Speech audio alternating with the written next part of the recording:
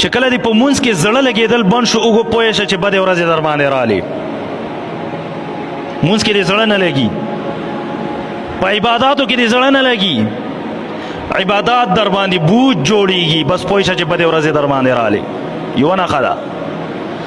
دویمه نښه دا ده ګناه درته اسانه شوله، ګناه درته وړه ښکاري او په نیکي درته بوج ښکاري، پوه شه چې خرابې ورځې دي شروع دي.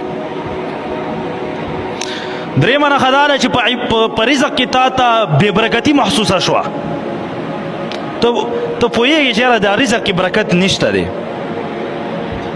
پیسې بایځایه لګي، پوه شه چې بدې ورځې در باندې راغلي دي.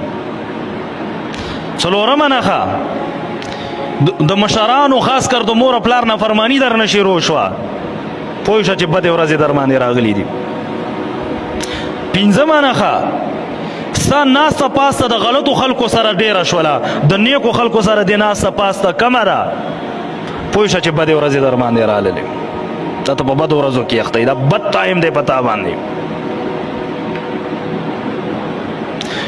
شپږمه نښه هر وخت په زړه کې یو پریشاني تا ته، یو څه ټینشن وي، هسې سکون تا ته نه میلاویږي. دا شپږمه نښه ده د بدې ورځې په تا باندې شروع دي.